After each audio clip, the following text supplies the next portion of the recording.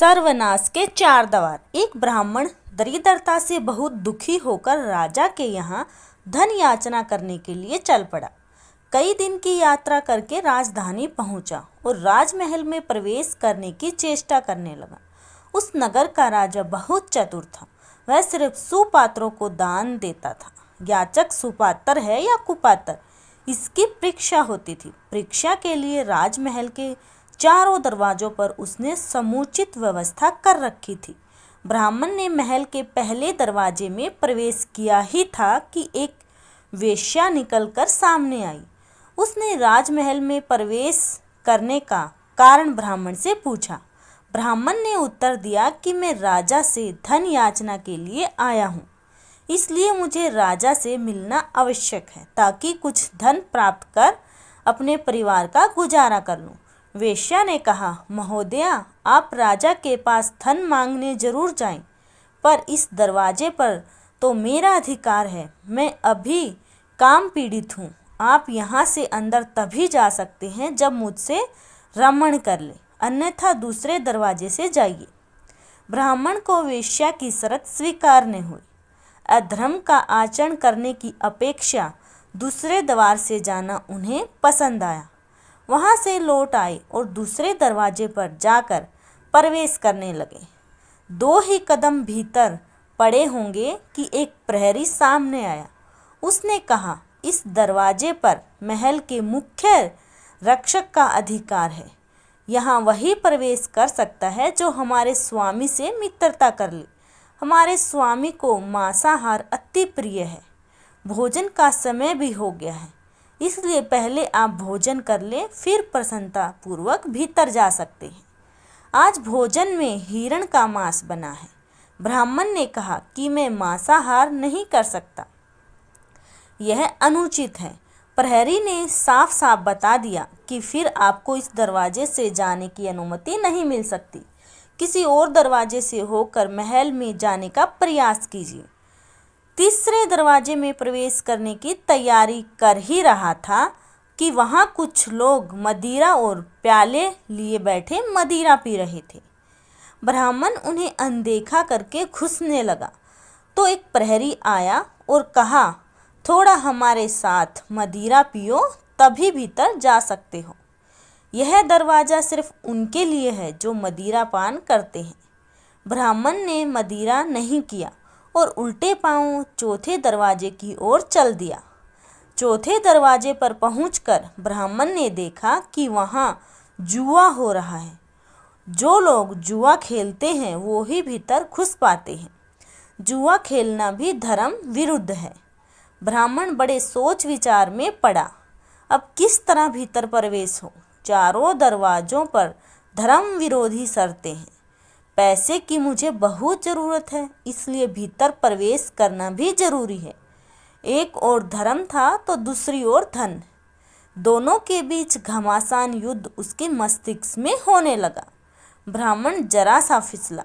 उसने सोचा, जुआ छोटा पाप है, इसको थोड़ा सा कर लें तो तनिक सा पाप होगा। मेरे पास 1 रुपया बचा है, क्यों न इस रुपये से जुआ खेल लूँ और भीतर प्रवेश पाने का अधिकारी हो जाऊं।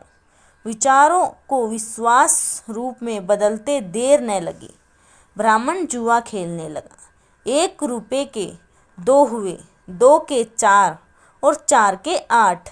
जीत पर जीत होने लगी। ब्राह्मण राजा के पास जाना भूल गया और अब जुआ खेलने लगा। जीत पर जीत होने लगी। शाम तक हजारों रुपए का ढेर जमा हो गया। जुआ बंद हुआ। ब्राह्मण ने रुपयों की गठरी बांध ली। दिन भर से खाया कुछ न था। भूख जोर से लग रही थी। पास में कोई भोजन की दुकान न थी।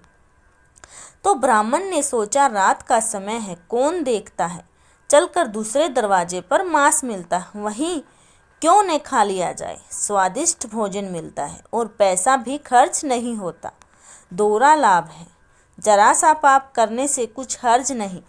मैं तो लोगों के पाप के प्रायश्चित कराता हूँ, फिर अपनी क्या चिंता है, कर लेंगे कुछ न कुछ। ब्राह्मण ने मांस मिश्रित स्वादिष्ट भोजन को छक्कर खाया। अस्वाभाविक भोजन को पचाने के लिए अस्वाभाविक पाचक पात्रों की जरूरत पड़ती है। तमाशी विकृत भोजन करने वाले अक्सर पान, बीड़ी, शराब की शरण लिया करते हैं। कभी मांस खाया न था, इसलिए पेट में जाकर मांस अपना करतब दिखाने लगा। अब उन्हें मद्यपान की आवश्यकता महसूस हुई। आगे के दरवाजे की ओर चले और मदिरा की कई प्यालियां चढ़ाई। अब वह 3 प्रकार के नशे में था। धन काफी था, साथ में सो धन का नशा, मांसाहार का नशा और मदिरा भी आ गई थी। कंचन के बाद कुछ का, सुरा के बाद सुंदरी का ध्यान आना स्वाभाविक है। पहले दरवाजे पर पहुँचे और वेश्या के यहाँ जा विराजे। वेश्या ने उन्हें संतुष्ट किया और पुरस्कार स्वरूप जुए में जीता हुआ सारा धन ले लिया। एक पूरा दिन चारों द्वारों पर व्यतीत करके दूसरे दिन प्रातःकाल ब्राह्मण महोदय उठे। वेश्या ने उन्हें घृणा के साथ देखा और शीघ्र घर से निकाल देने के लिए अपने नौकरों को आदेश दिया। उन्हें घसीट कर घर से बाहर कर दिया गया। राजा को सारी सूचना पहुंच चुकी थी। ब्राह्मण फिर चारों दरवाजों पर गया और सब जगह खुद ही कहा कि वह शर्तें पूरी करने के लिए तैयार है। प्रवेश करने दो, पर आज वहां शर्तों के साथ भी कोई अंदर जाने देने को राजी नहीं हुआ। सब जगह से उन्हें धुतकार दिया गया। ब्राह्मण को न माया मिली और न राम। जरा सा पाप करने में कोई बड़ी हानि नहीं है, यही समझने की भूल में उसने धर्म और धन दोनों गंवा दिए। अपने ऊपर विचार करें, कहीं ऐसी ही गलतियां हम भी तो नहीं कर रहे हैं। किसी पाप को छोटा समझकर उसमें एक बार फंस जाने से फिर छुटकारा पाना कठिन होता है। जैसे ही हम बस एक कदम नीचे की ओर गिरने के लिए बढ़ा देते हैं, फिर पतन का प्रवाह तीव्र होता जाता है और अंत में बड़े से बड़े पापों के करने में भी हिचक नहीं होती। हर पाप के लिए हम खोखले तर्क भी तैयार कर लेते हैं, पर याद रखें, जो खोखला है वो खोखला है। छोटे पापों से भी वैसे ही बचना चाहिए जैसे अग्नि की छोटी चिंगारी से। सावधान रहते हैं सम्राटों के सम्राट। परमात्मा के दरबार में पहुंचकर अनंत रूपी धन की याचना करने के लिए जीव रूपी ब्राह्मण जाता है। प्रवेश द्वार काम, क्रोध, लोभ, मोह के 4 पहरेदार बैठे हुए हैं। वे जीव को तरह तरह से बहकाते हैं और अपनी ओर आकर्षित करते हैं। यदि जीव उनमें फंस गया तो पूर्व पुण्य रूपी गांठ की कमाई भी उसी तरह दे बैठता है जैसे कि ब्राह्मण अपने घर का 1 रुपया भी दे बैठा था। जीवन इन्हीं पापों जंजालों में व्यतीत हो जाता है और अंत में वेश्या स्वरूपी ममता के द्वार से जाकर रोता पीटता इस संसार से विदा होता है। रखना कहीं हम भी उस ब्राह्मण की नकल तो नहीं कर रहे। कोई भी व्यक्ति 2 के समक्ष कुछ नहीं छुपा सकता, एक तो स्वयं और दूसरा ईश्वर। हमारी अंतरात्मा हमें कई बार हल्का सा ही सही एक संकेत दे जाती है कि आप जो कर रहे हैं वह उचित नहीं है। हमें सही को चुनना चाहिए। धन्यवाद दोस्तों। जिसको भी यह कथा पसंद आई, please like, share and subscribe my channel.